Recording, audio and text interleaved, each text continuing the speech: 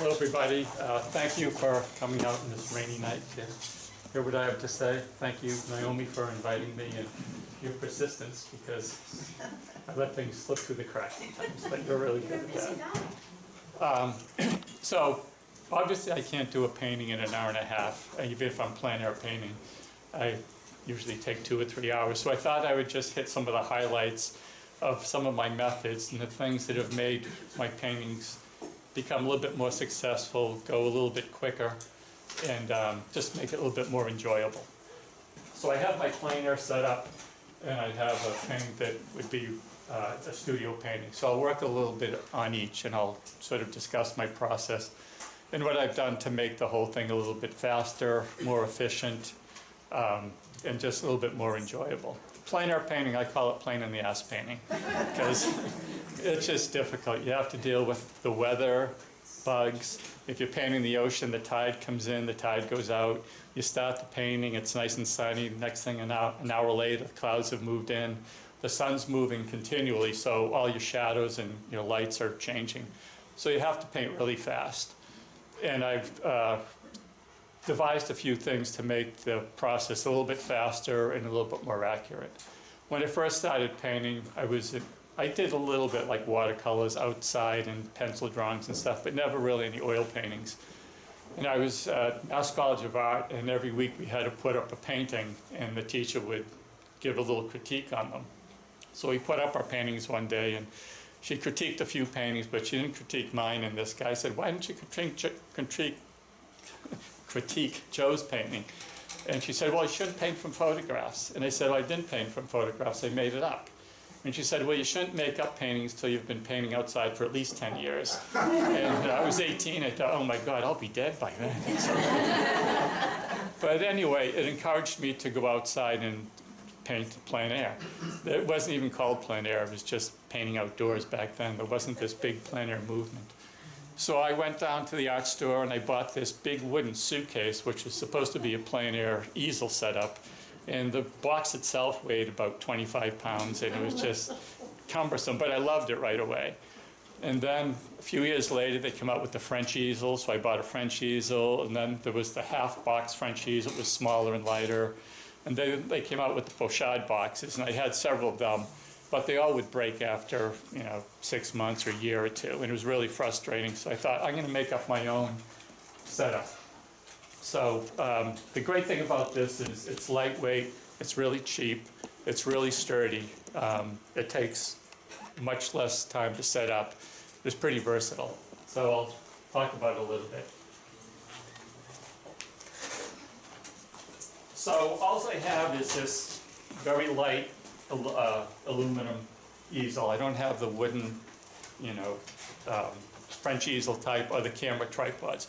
The problem with the camera tripods is the head would always break because there's a lot of weight up there and there's a lot of tension. So I'd be out on a painting trip, and next thing you know, crack, the head's broken.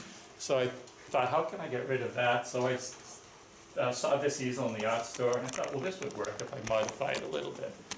So what I did is I made this shelf here, and I slide it over this mast, and I have this is actually a John Pike watercolor palette that I use for oil paints. I'll show this in a minute.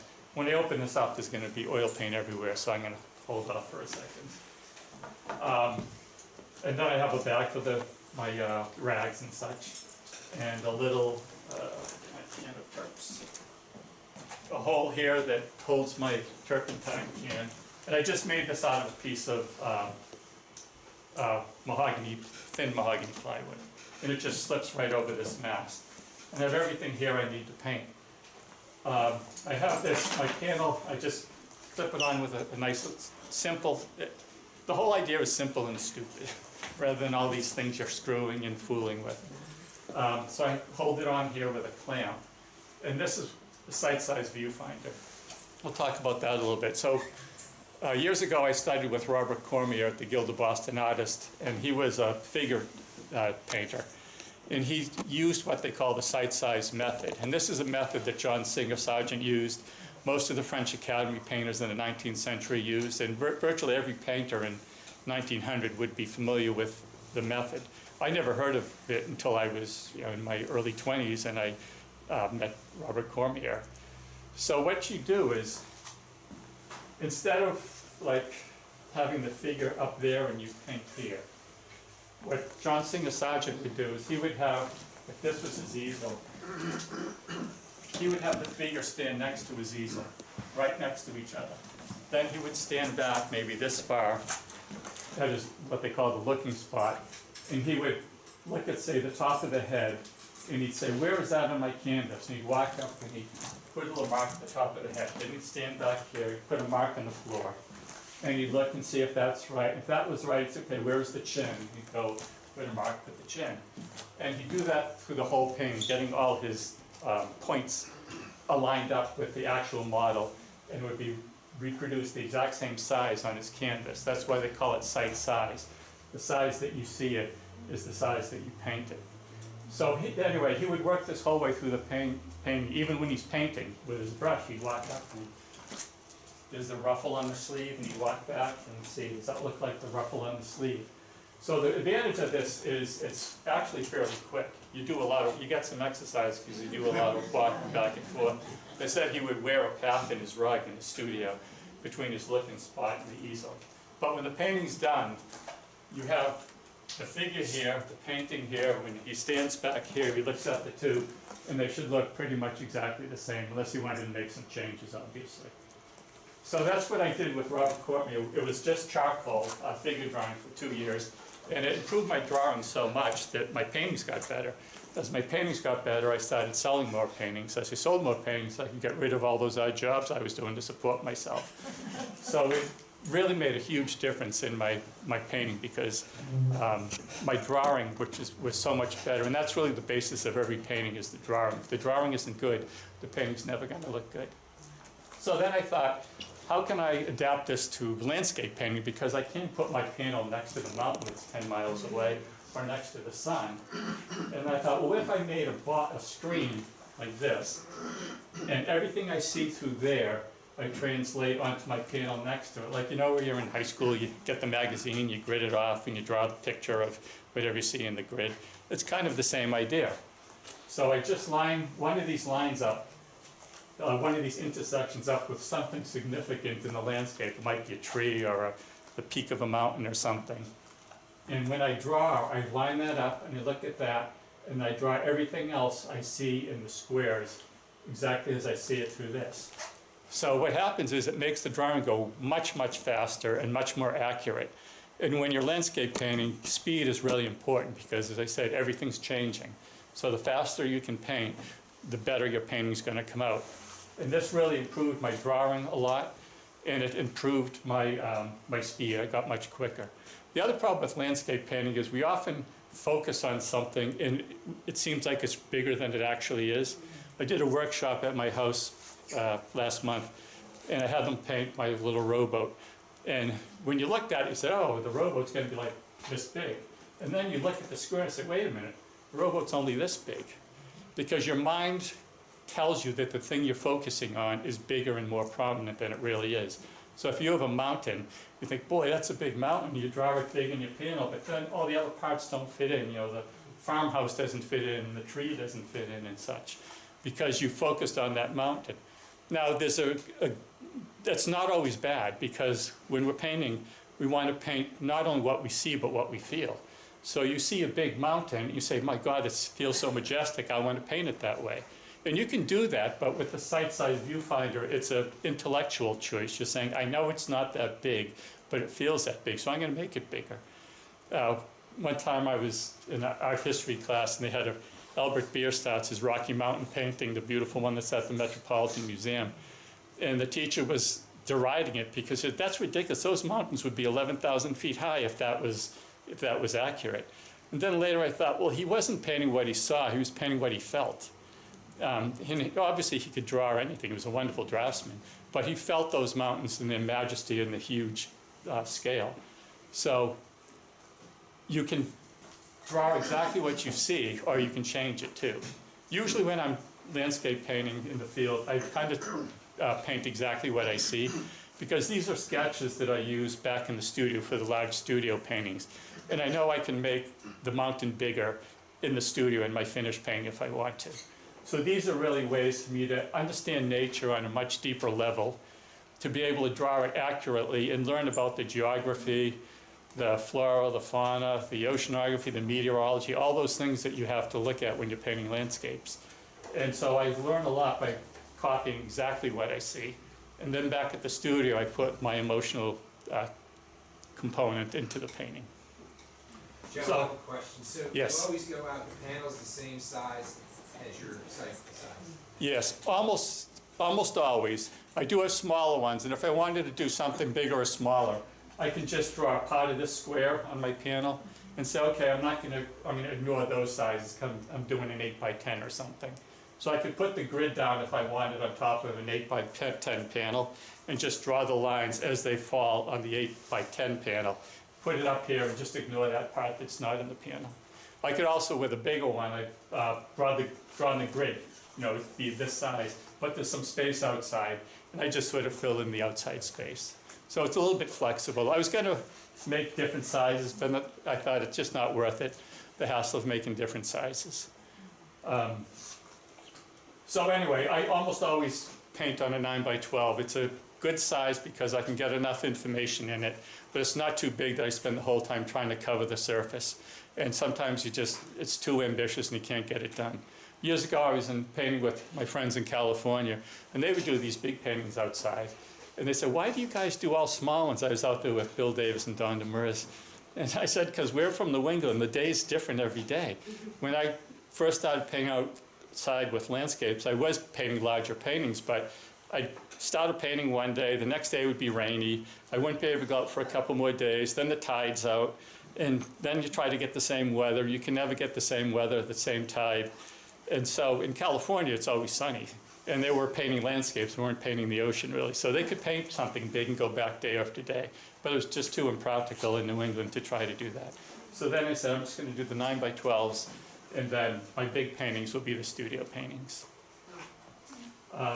So this is a studio painting that I did from this sketch. This is the plein air painting I did in the field. It's not finished because the light changed by the time I got to the stage. At that point I say it's not worth staying here because everything's different. I'm just making it up. But I have enough information in this painting that I can make this studio painting out of it. I changed the proportions around. I decided vertical would be more dramatic. And there again, as in Bierstadt, I wanted to get that emotional feeling that I got when I was in this place. And this looks a little bit, just not quite as dramatic, I guess, the way I feel it. Yes? Do you take photographs too? So when you do look back at this? No, I mean, I look at photos, obviously, but I don't paint from photos. I'll look at them for reference. Like, I'm actually pretty good at painting horses now because I've been painting the West a lot. But when I first started painting horses, I looked at photos of horses. And now it's like I can paint a horse almost as good as a boat. Like boats, I never look at photos because I love painting boats. I love designing them. And the same with the landscape. I love designing it and changing things around. So, I mean, everyone's different. Some people do wonderful things in photographs. But it just doesn't work for me. It's not as much fun as making things up and sort of inventing my own little landscapes. So anyway, this is the sketch that I did from this. And then this is the in-process painting.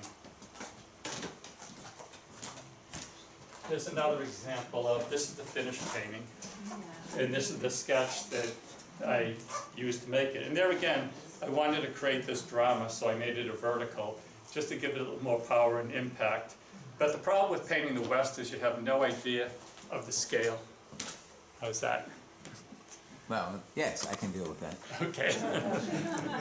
You have no idea of the scale, so I usually put figures or horses or something in my Western paintings, and you can see there's a couple of horseback riders there. Because if they weren't there, you have no idea how tall those mountains are. With New England, you kind of can tell by the trees. We know how big a tree is, but out west they have these small little shrubby-looking trees, or they'll have enormous redwoods or something, so you just don't have an idea of the scale. But this is how I translated this into this, and I didn't have a photograph of this scene. I just went from one to the other.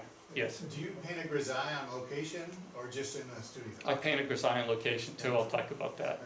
Yep. Thank you.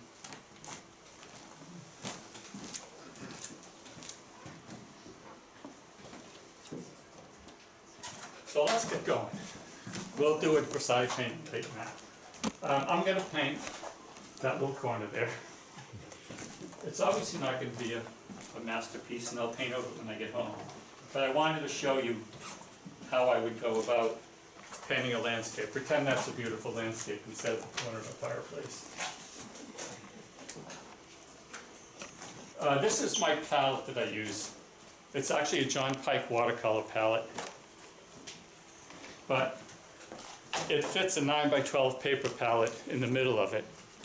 And all these little places for paint, I put oil paint in. So if I go on a plein air painting trip, the first day I'll fill up these little squares with paint. And this will last me at least a day, maybe 2 days. And then every now and then I'll have to re-squirt it. So I have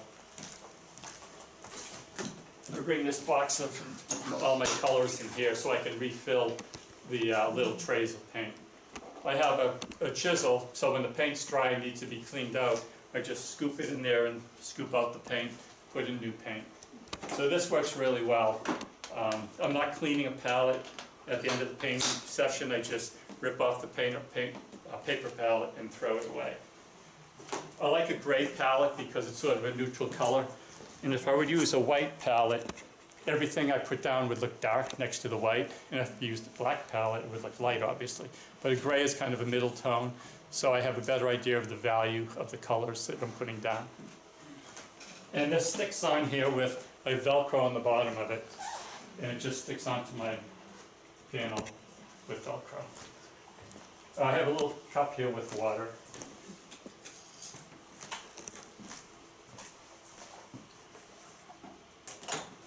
And where to put my pencil?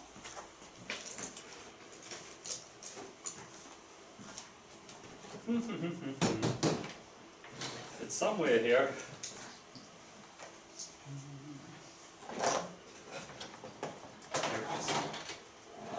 Usually I have everything more organized, but with the demo it's... Okay, so what I'll do is I'm going to line up something significant with one of these corners. Now there's a little corner in that bench there. So I'm going to line up that. First I want to get this a little more level.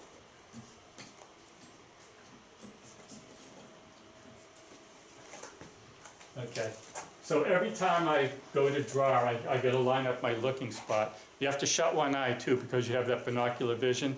You know, you go like this and everything moves. So you have to decide which is your favorite eye to use. I usually use my right eye. And I'm going to line my right eye up with the corner of that bench. And this intersection right here is right here. And that's where the corner of the bench is. And the wall comes up and the bench goes down like this to this corner, and then this wall comes up here, and there's a window. Joe, are you saying your subject matter is our window in the room here? My subject matter is what? The window of the room? Yeah, just because that's here and it's easy to see. It's not like, It's real. yeah, At first I thought you were... it's for demonstration purposes only. The table here comes out from this corner, goes like that. We're not able to see it on the screen though. Okay.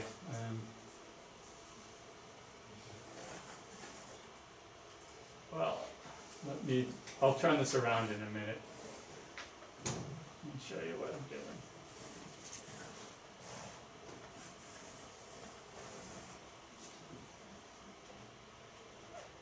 The hard part is you have to get used to looking at your looking spot all the time.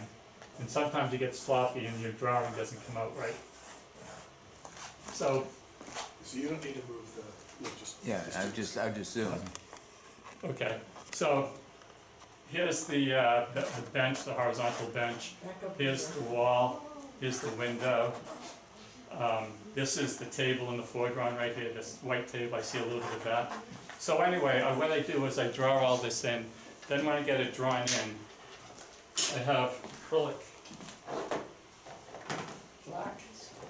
in white. I use either acrylic paint or acrylic gesso. They're kind of interchangeable in the field for this purpose. So I actually have a bottle of gesso and a tube of paint. In the studio, that's all done with acrylic gesso. And the reason I do that is because it's a good ground for putting oil paint on top of.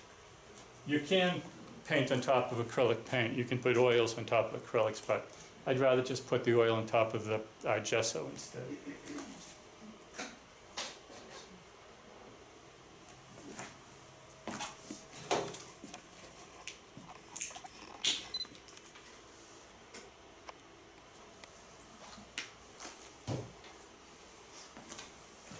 So there's this wonderful artist, Don Stone. He died several years ago, but he was probably one of the funniest people I ever met. And he was out painting, and he used to hold his paper towels under his arm like that. And he said, "Oh yeah, that way I know when I'm done, because when the tube's all full, I know my painting's finished." The other thing he would do with workshops, he'd creep up behind someone and whisper in their ear, "You know, if you wipe that off right now, only you and I would know you did that." He was such a funny guy.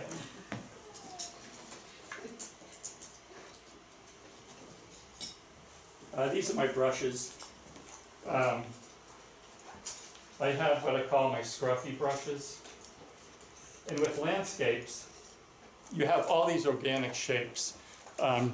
If you're painting a landscape, hardly anything is square.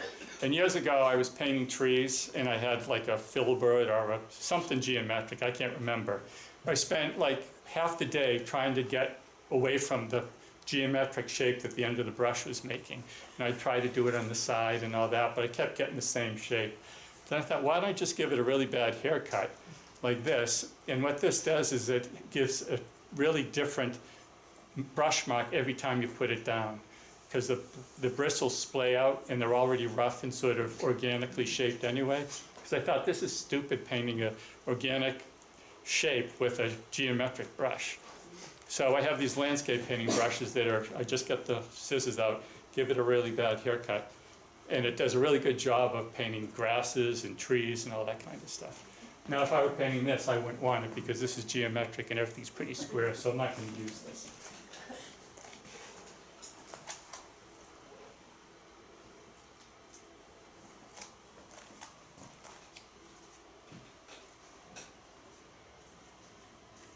So the good thing about this black and white acrylic underpainting is I can decide whether the painting's worth pursuing too, without spending a lot of time on it. Sometimes I'll get in the field and I get the black and white underpainting done, and I say, you're right in the way of the canvas. Oh, You said you would be standing off to the side. Thank you. you have to tell me because I'll drift back over there too. Yeah. But I'll get the painting halfway done with the black and white acrylic and I say, this just isn't working. So I haven't invested a lot of time in it. I can let it dry, paint over it, and use the panel again and start a new painting. You know, if you're working in oils, you say, I've got all this time invested and I've got the wet oil paint, and so you're less likely to say, this just isn't a good idea, I'm going to do something different. But with the acrylic underpainting, it's very easy just to say, I'm not going to do this, it's not working, and start something else.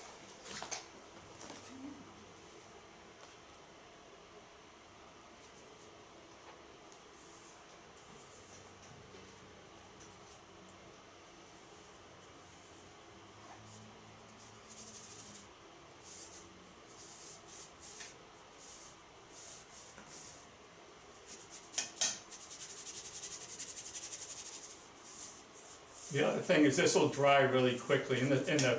On a sunny day when it's warm out, you know, within 5 minutes this is dry. In a rainy, cold, drizzly day, I probably wouldn't do the black and white acrylic underpainting because it would take too long to dry.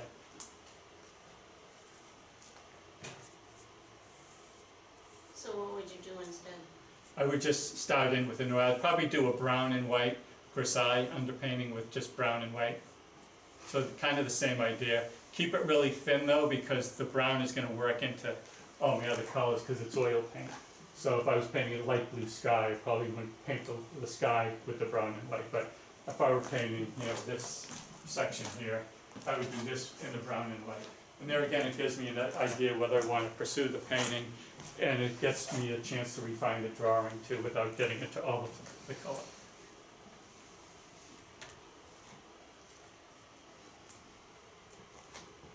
So I gotta get my looking spot lined up again.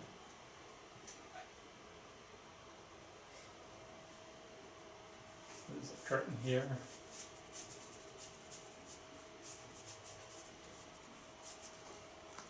A really black window.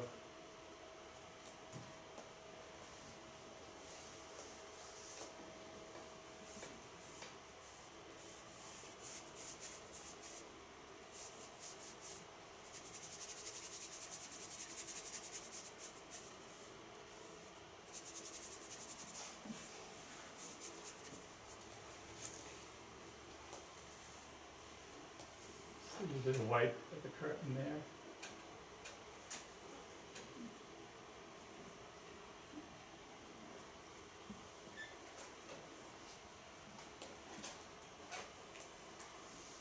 There's this table that's pretty bright. I'm not going to paint all the junk on the table. I don't have time to get into that.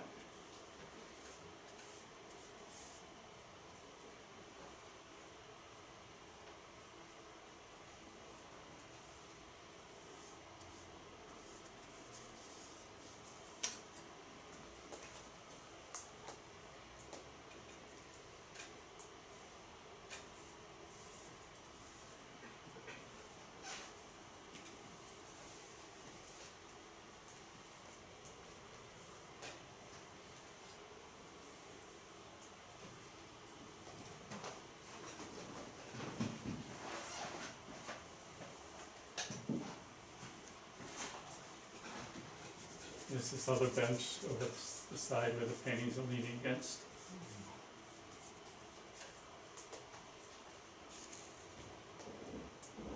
There's the wall next to the column.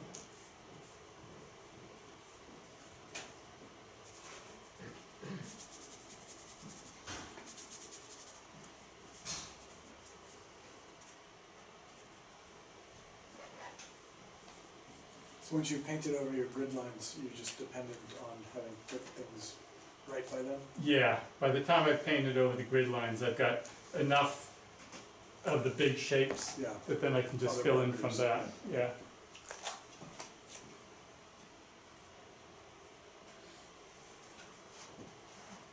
There's the cushion on top of that bench.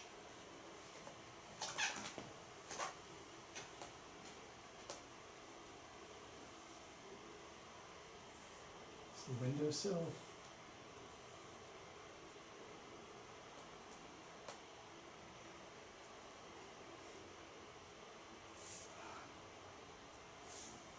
There's this column on this side.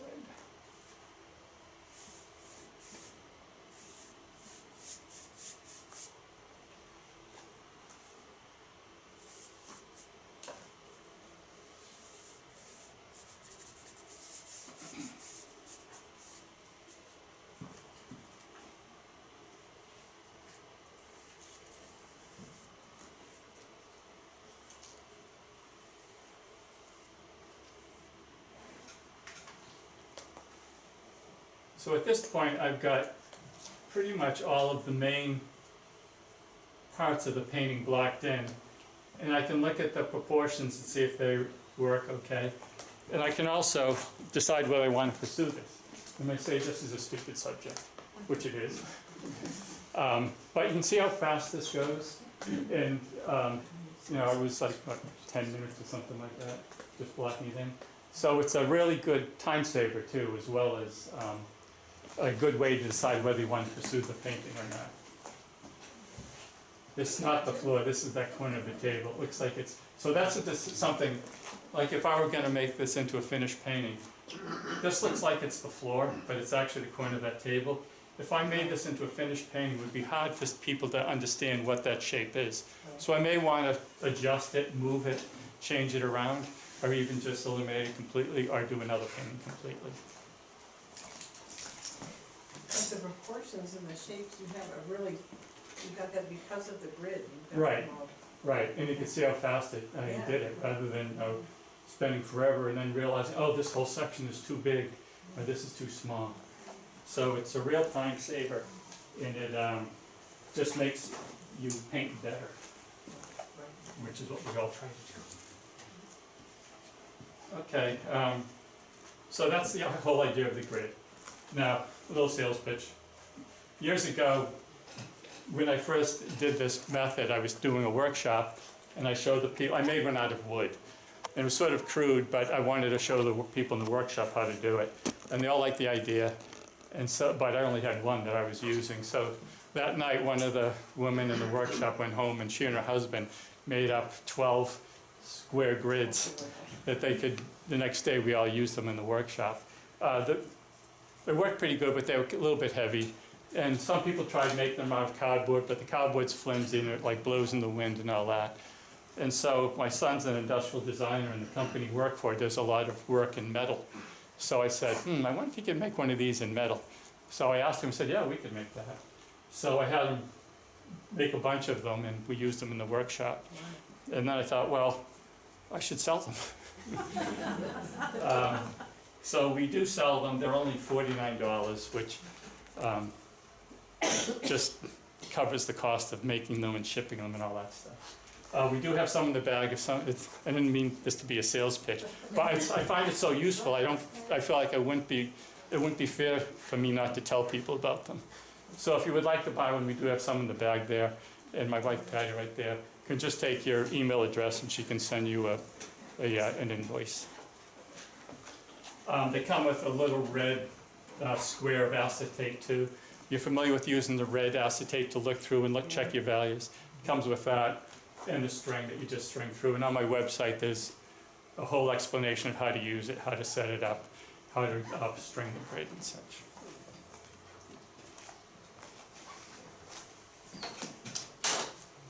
So now, let's move into the fun stuff, oil paint. So this is all I need to do. I just have to tear up this piece of paper and have a nice clean palette. Like when I go out painting with some of my buddies, and they've got the wooden palettes and they're rubbing it down and getting paint everywhere. I have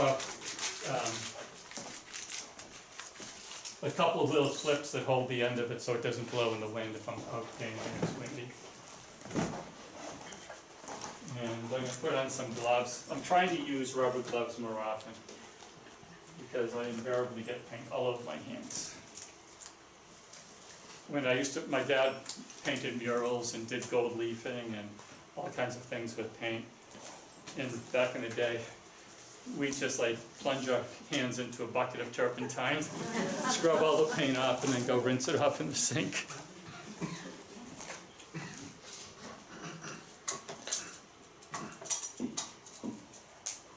We'll need to do our break sometime in the next. What's that? We'll need to do our break sometime in the next 10, 15 minutes. Okay.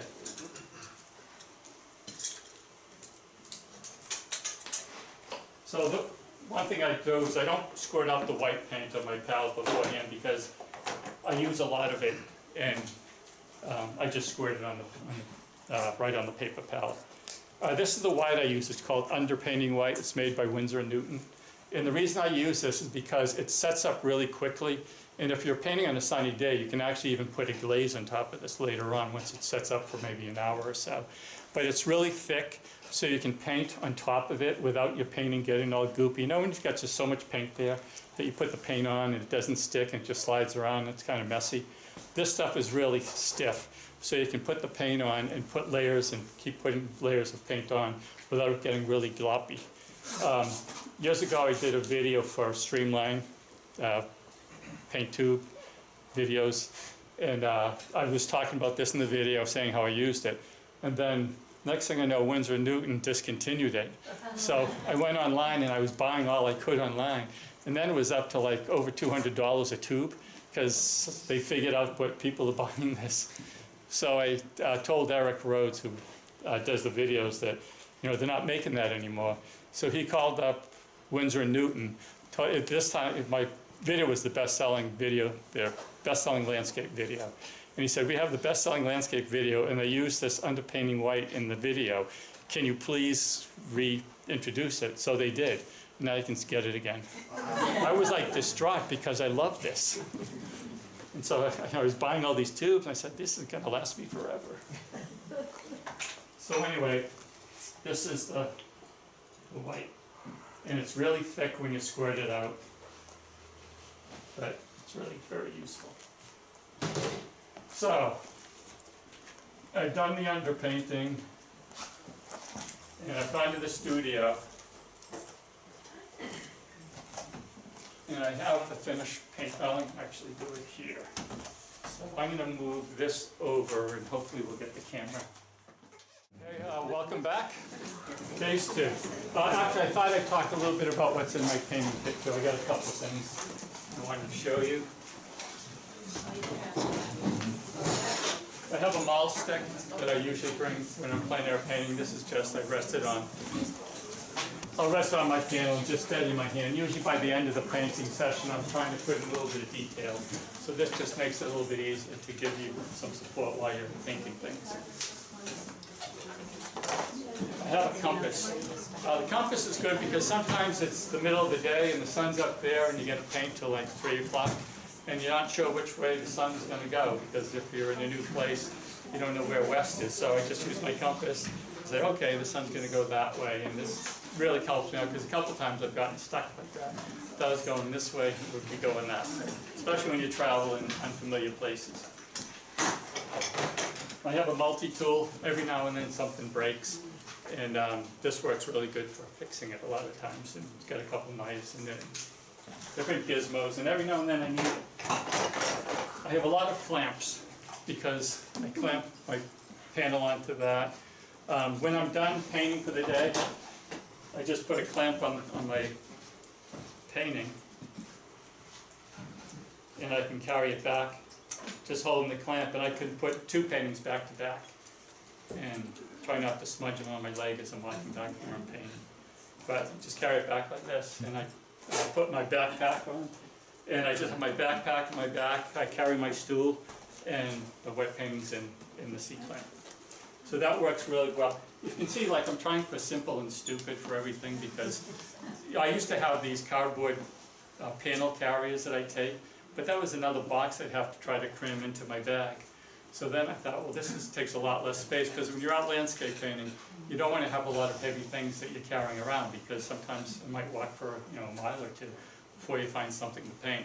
At the end of the day, you pack everything up and you're tired, you say, I get another mile to walk back to the car. So it's nice to have a nice empty pack.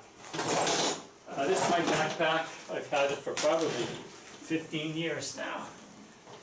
And I cut every extraneous strap and gizmo off. We buy these backpacks and just straps and zippers and everything all over the place.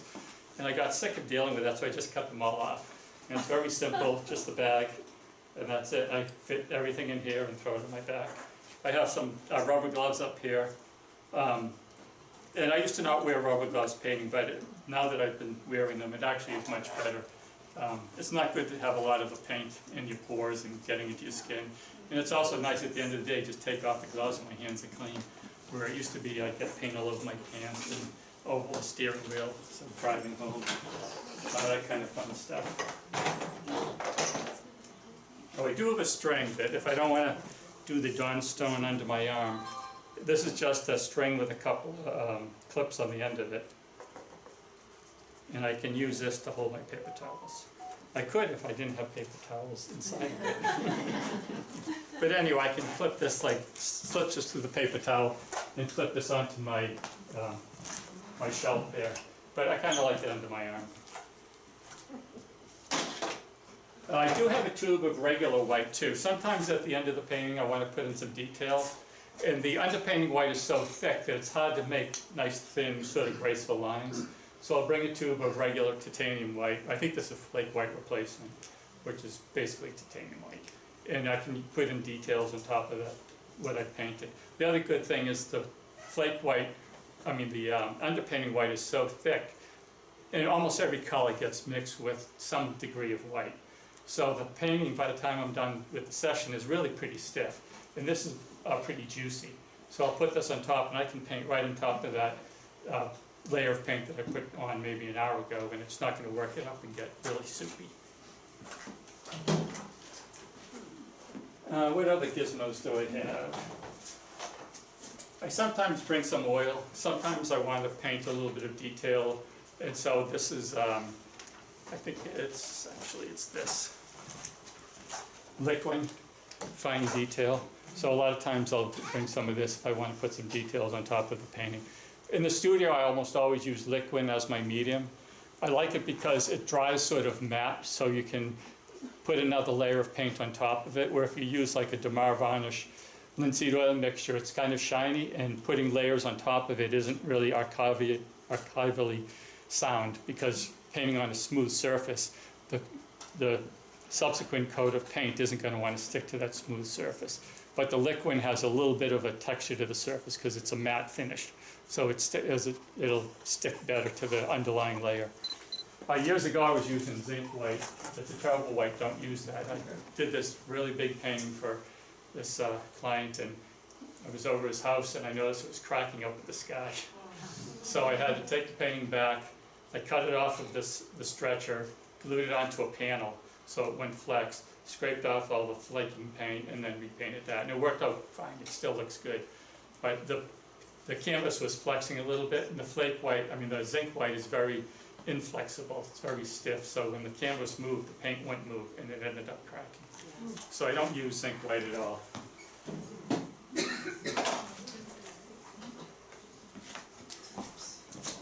Okay, so the next thing I would do, once I'm satisfied with this painting, I'll do this underpainting, and this isn't how it looked when I did the first pass. I'll do the first pass, changing things that I want to change. Then I have my looking chair in my studio where I just look at it, and suddenly I say, oh, I know what I can do to make it better, and I'll change something. And then I'll see something else and I'll make a change. So that'll happen over a course of maybe 3 to 5 days, depending. But at the end of that period, I've made all these changes that make the painting much, much better. So if I didn't spend that time just looking at it, I wouldn't have seen those things that would help to improve it. The other thing I do is I turn it upside down, which really helps a lot, because now you're not seeing objects, you're just seeing shapes. And if you have a shape that isn't working, that's awkward, it's too big, maybe it's drawing the whole painting this way, you'll see it right away when you turn it upside down. So when I turn this upside down, I kind of like the way it's working, because you have these sort of zigzags that go back and forth through the painting, but there's nothing that leads you out of the painting. Like you come down here, and you're going to go up, but oops, you hit this and you come back in. Then you hit this and you come back in. So these zigzags, they kind of keep you inside the painting without sending you off into outer space somewhere. And there's no really awkward shapes, I don't think. I think the shapes all look okay. So once I've turned it upside down a lot and looked at it a lot, then I can decide whether I want to pursue it as a finished painting. This is a little fly fisherman. With my Western paintings, I almost always put a figure in, because the scale is so big, you have no idea how big these mountains are. And the trees out west, they have trees that are like this big that look like a full-grown tree. So they fool you a lot too. So the flora and the fauna and the geography, it's all so big or so small, so different from what we're used to in the East Coast. In the East Coast, we paint a scene with a tree, and we kind of know how big the tree is. But out west, if you look at these trees, I mean, they could be in the East Coast, that could be a 20-foot tree. Out west, it's like this tall. So I almost always put a figure in my Western paintings, just to give it a sense of scale. So once I've got this squared away and kind of the way I want it to be, I usually paint from background to foreground, because the landscape is layered. It's not, still life can be layered, but not quite so much. But a landscape is really one thing after another after another. For instance, the sky goes to infinity and beyond, and the water is like right there at your feet. So you have all these in-between layers. So I usually go background to foreground. I want to have this sky nice and vibrant. So I'm going to paint it pretty dark. A little. Joe, you're in front of it again. And I don't really know how these colors are all going to work until I get the whole painting finished. So I'm not very fussy about rendering things and getting everything to look exactly like I want it to look. I'm just sort of filling in the colors. I start from general and really sloppy, and then I get more meticulous as it goes on. And if I started too fussy and too fancy, and then I realize the color isn't quite right, or I want to change the composition, I'm resistant to do that because I spend so much time on it. It looks so good the way it is, but the color's not right, or the composition isn't right. So by doing this kind of quick, I don't have a lot of time invested in it, so I don't mind changing it. And the first thing I do is I just cover the whole thing with a color, because you can't tell what one color looks like until you put another color next to it.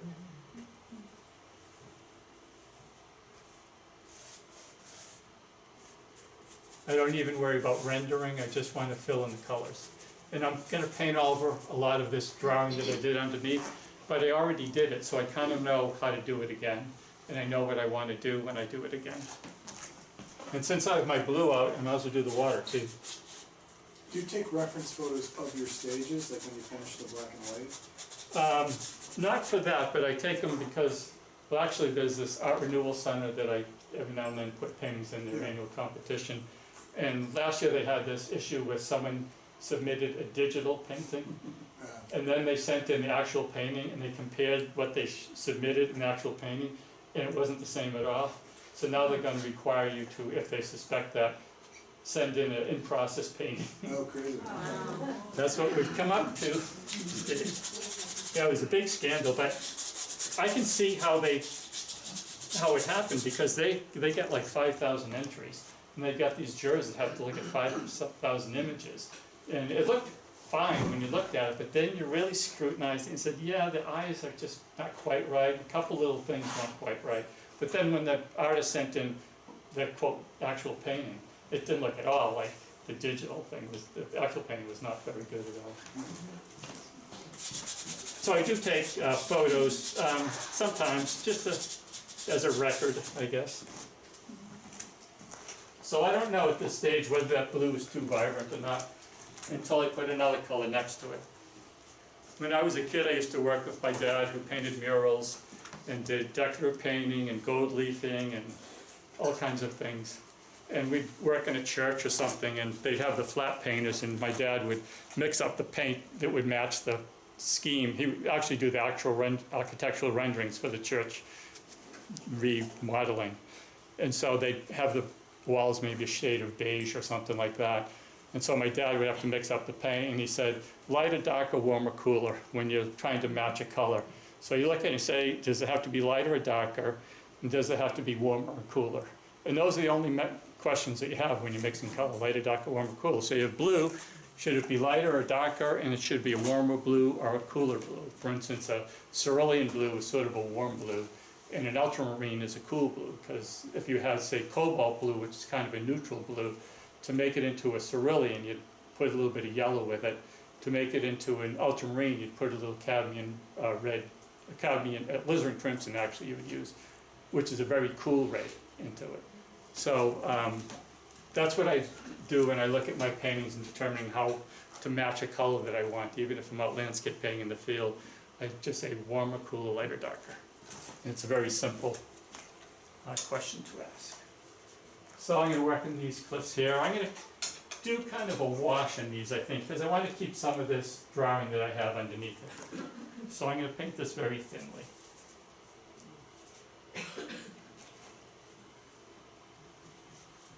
Now in my sketch, the sky is lighter than the mountains in the cliffs in the background. I want to make my sky darker. I want to make it nice and dark and dramatic and have these cliffs illuminated. So I'm going to swap this around a little bit. You can see I did that in the underpainting. Corner. Get out of the way. Thank you. You'll have to keep reminding me. But you're doing very well.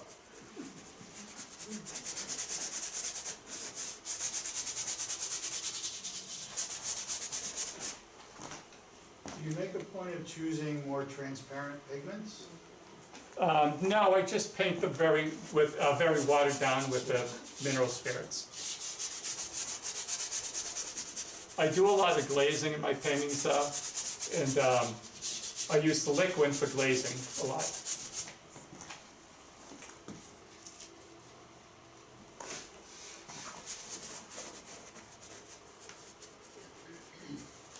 Once again, by being kind of quick and sloppy, I haven't invested a lot of time. So if I want to change things, I'm more likely to change it.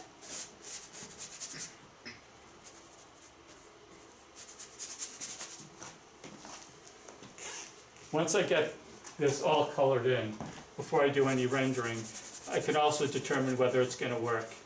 And you know, the times I've gotten to this stage and I look and say, it just isn't working. I thought it was gonna, but it's not. But I haven't invested a lot of time.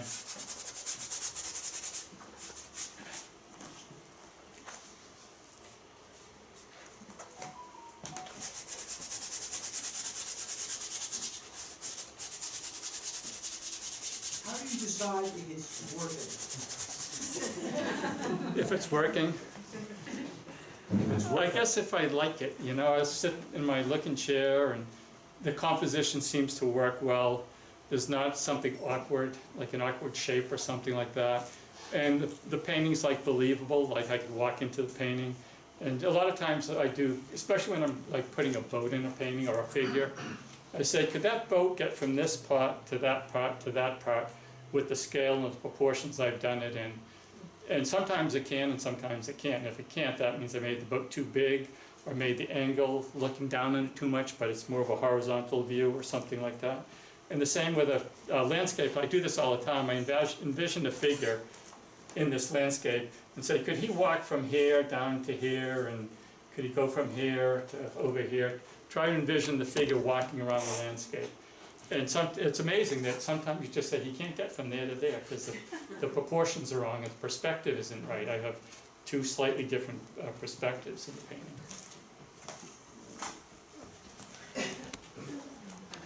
Once I'm, you know, fairly well into the painting, for me it's like it's a real place. And standing in front of it again. Oops. Thank you.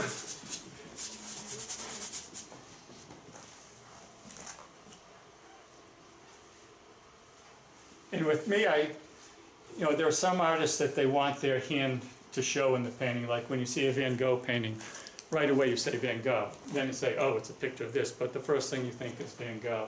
With my paintings, I like to have myself disappear, and I want you to see the landscape first, and envision that you can sort of immerse yourself in that landscape. Then later on, you may say, oh, maybe that's a Joe McGurl painting. But I don't want it to be, hit you over the head that, you know, this is my style. Yes? When you do a painting, for instance, that has multiple boats in it or more detail, do you lay in your background this way and do them after the fact? Yes. Yeah, I'll sort of plan for them a little bit, and I'll do the underpainting so I kind of know where they're going to go. But I kind of figure, you know, sometimes I'll leave a space if I'm doing an ocean, it's in a big boat, and then I'll paint that in. Yeah, but usually I paint the ocean and then plop the boat on top of it. Oops. That's a little too bright.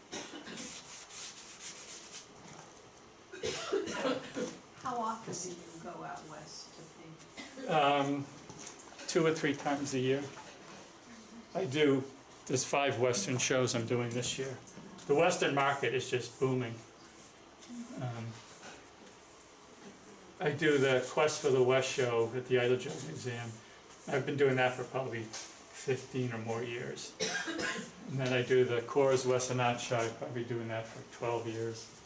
This year I'm doing the Briscoe Night of Artists in Texas, and the Buffalo Bill show in Cody, and the Planar Painters of America are having a show in Utah.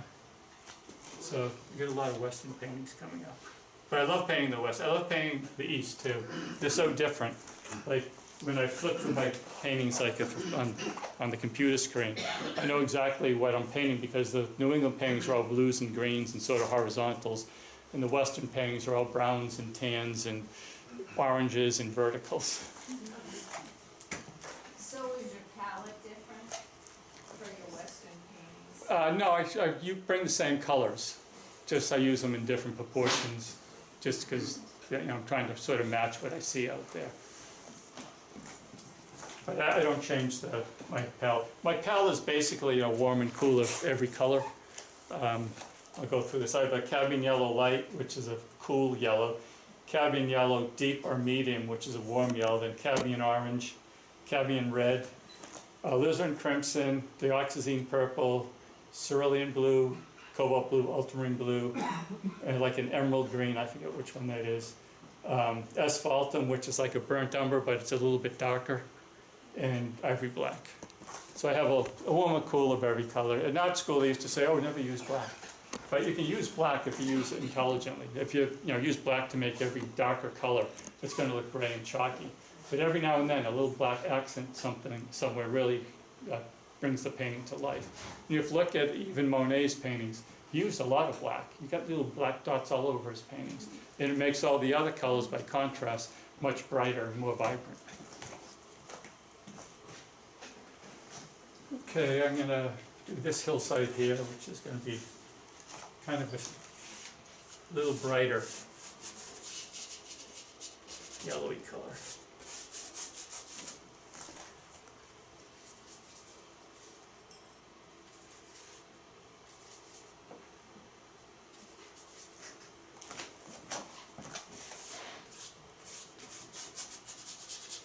I'm painting the reflections the same time I'm painting the thing that's making a reflection.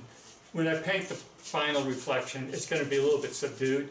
Reflection is usually not as vibrant as the thing that it's reflecting. For instance, if you have a red channel marker, for instance, the reflection of that's going to be much duller than the actual channel marker. And if you have something light, the reflection in the water is going to be darker than that. And if you have something dark, it's going to be lighter than that. So the reflection, almost always, sometimes not, because there's funky things that happen, but almost always the reflection is toned down, not as vibrant as the thing that's making the reflection. So I would tone all the things in the water down from the actual objects that is reflecting. We've got about 15 minutes. Oh. So what might you use to tone down that reflection, for instance? Just a duller paint, duller color. For instance, it wouldn't be quite as light, and it might be a little bit grayer.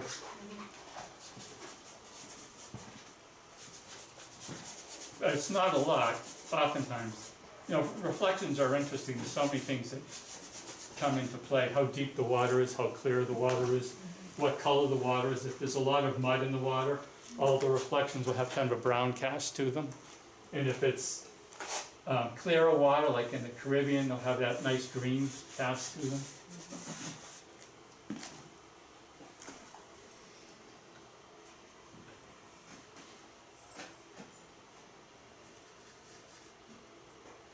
You need to put a mark on the floor where you're supposed to stand. Yeah. Just like Monet did, or whoever it was. Sergeant. Sergeant. Yeah.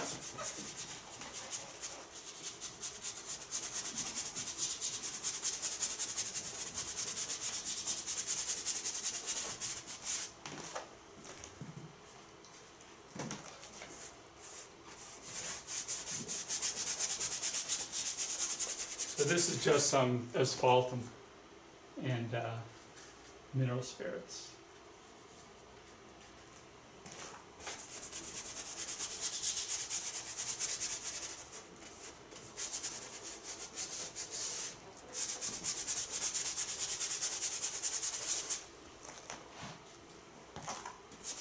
When you say mineral spirits, do you mean damsel? What's up? Do you mean damsel? I use odorless mineral spirits that I just get at Home Depot, which I think is the same as Gamsol, but it's a lot cheaper.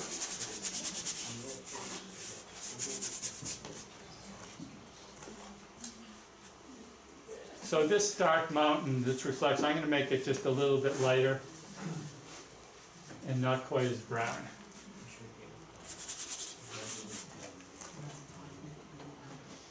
Put a little of that blue from the sky in it.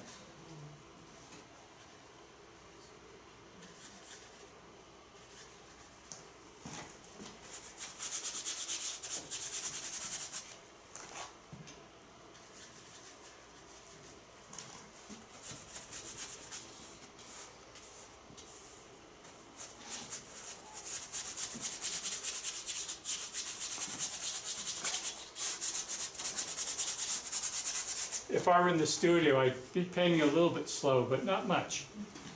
Because I really just want to get this covered, and then I can compare my colors to all the adjacent colors. Because you never know what a color looks like till you put it next to the other colors in the painting.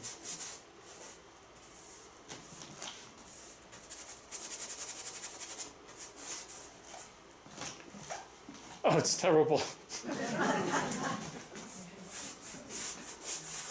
That green vegetation is beautifully reflected, however. You could stop right there. Yeah. I love painting reflections.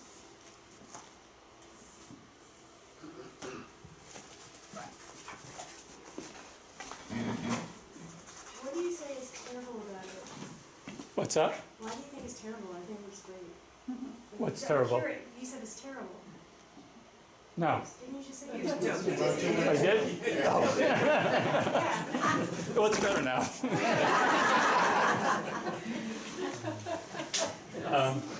Okay, so this is what I would do like in the first day. I've got the sort of the basic colors kind of locked in, and I have an idea that what it's going to look like, and I'm pretty happy. I think it'll work out okay. The next thing I would do is go back in and start refining things. I'd repaint the sky, and everything would be repainted, and then I'd start modeling and giving form and such to everything. And the last thing I would do is put in a little fisherman there down the bottom. I leave a little spot so I know where he's going to be, and I can sort of judge everything, other things by him, but that would be sort of one of the last details. Now, I don't know if I'll have time to do this other one, but I'll talk about it anyway. So I did this painting, and I wanted it to be just of the ocean, like nothing else. Let me raise it up so you can see better.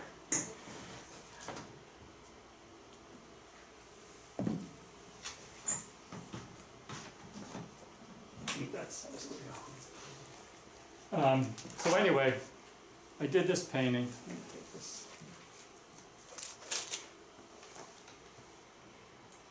And I wanted it just to be of the ocean, but it was kind of boring. So I got back from the gallery, was just sitting there, wasn't doing much. And I realized I needed more punch in the water, so I put some glazes in the water and made it just a lot deeper. I put some more highlights on the rocks here and brightened up the foam in the ocean just to get more punch. But then I said it just needs something, so I was going to put a sailboat in. But the problem is where to put it, because I kind of painted myself into a corner. I don't want to put it in the middle of the painting, because then your eye would go to that and you could never leave.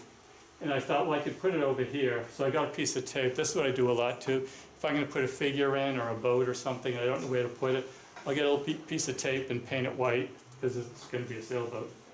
And I'll put it around the painting and decide where to go. But the problem is, if I put the boat here, I've got the tree, the boat, and the cloud, and they all send your eye right off the painting. So what can I do? Well, I could paint out the cloud. So that's what I'm going to do, is paint out the cloud. Now I have the tree and the boat, and then you're going to go to here without that cloud there. Do you see how that with the cloud, you go right up? But if I get rid of that, you go like this, this, and then to this boat here. So that's what I'm going to do.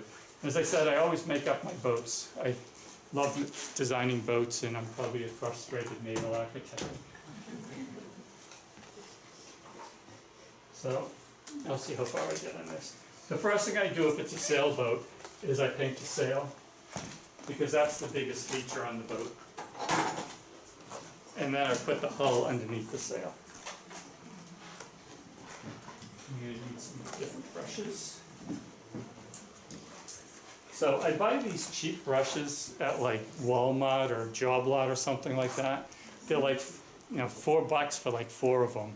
And they're really nice, and they, they're nice and sharp. They don't last long. But like if I go to the art store and I buy a brush for $20, it might last 3 times as long, but it costs, 5 times as much. So when I'm in, one of these stores, Walmart or Job Lot, I see these little packages of brushes for like $4.99. I get a few of them, and it really works good. So I want a nice crisp brush for this sail.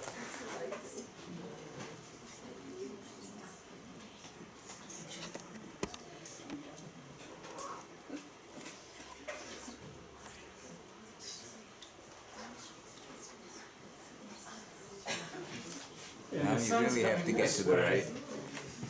Thank you. Yeah. The sun's coming this way, so I'm gonna have, the sail will be lit up. Something else I did is, I have texture in this water, does everyone see that? And I have this tool, it's called a striation roller, or a check roller. And it's a roll with all these grooves in it, and I run it through the wet paint, and it gives this texture to the water. I use it all the time, it works great. And then I just put a glaze in the water, and it brings out the texture. But I'm putting a boat here, so I didn't want the texture, so I got a razor blade and scraped off the texture from that section.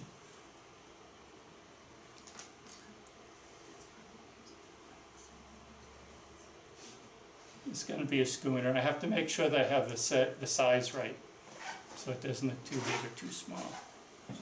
And I'm just going to block this in for now, and then I'd let this dry because that's a really dark blue color that I'm trying to paint over, and there's no way it's going to cover in one coat. So I'm going to have, there'll be two or three coats even maybe of paint. Would you start with the underpainting white? This is underpainting white, yeah. If I was actually doing this at home, I'd probably just use the flake white replacement. But I have the underpainting white out in the palette, so.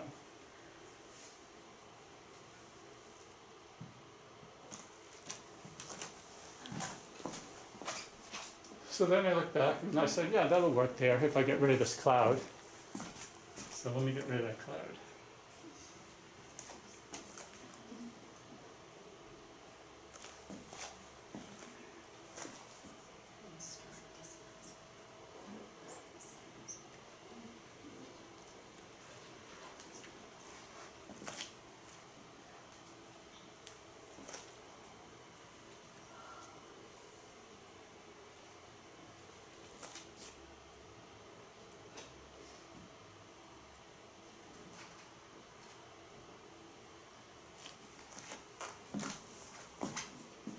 Yeah, so now my eye goes from here to the boat, and this boat points to this boat here, and then you kind of come back again to here, to there, rather than going up.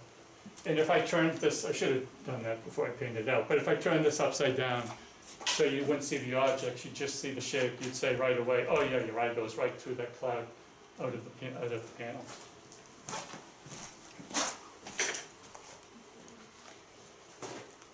Then I paint the hull of the boat. I'm going to make it, the hull, it's going to be a black hull boat.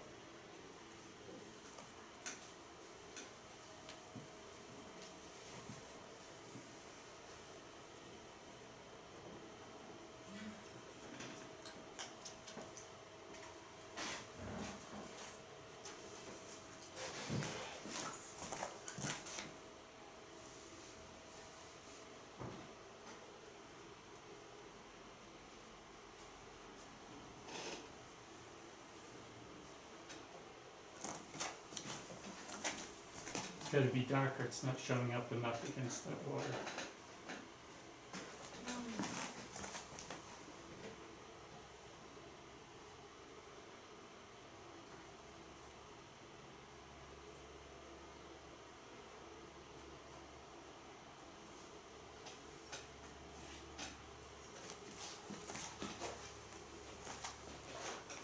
I want to change the angle a little bit. Looks like I'm looking down on it too much. The perspective isn't quite right.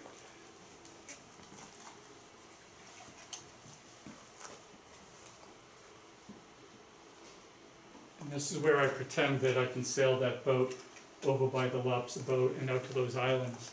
And it's still going to be, this perspective is still going to be right. It won't be too big or too small.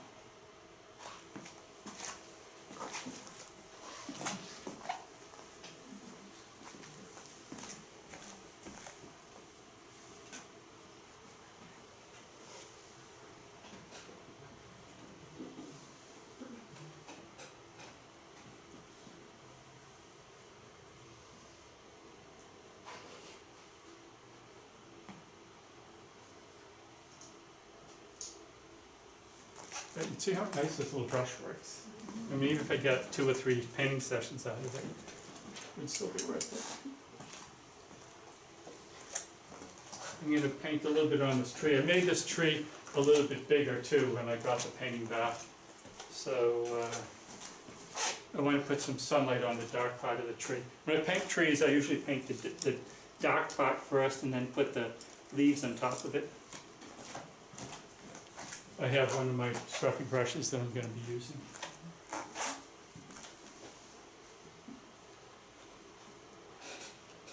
And the thing about the scruffy brush, sometimes it works, sometimes it doesn't. If it doesn't work, I just wipe it off and try again, because you don't know what it's going to do. The other thing I use a lot is a palette knife. And if this painting here,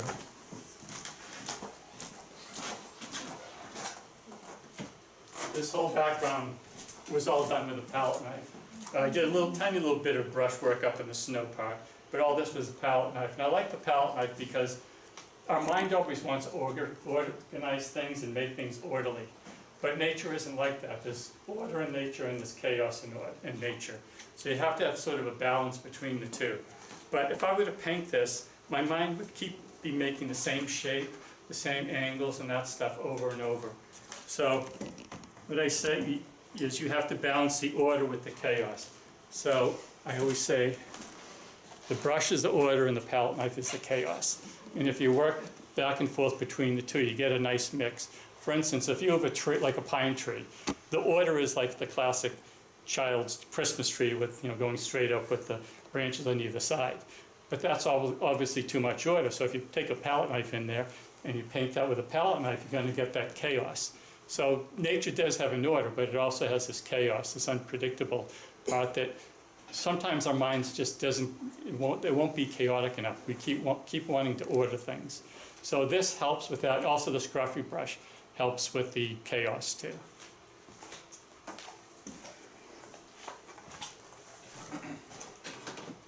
So the order in this was, I said, okay, the sun's coming from this side, and it's going to hit a peak of the mountain here, and cup these other pieces that are sticking up, grabbing a little bit of the sun. The chaos is the actual shapes that the brush made, that the palette knife made. So we're out of time, but I think we'd also like to see the scruffy brush in action. Okay.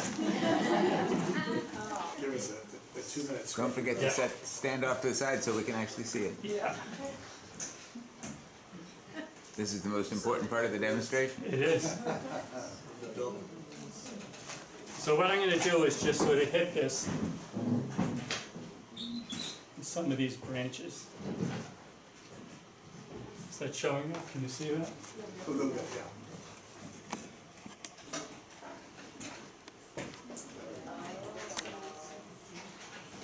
Nice. Okay, can you see what I did? Yes. Okay, so this is the chaos Very cool. via the scruffy brush. Okay. Thank you very much.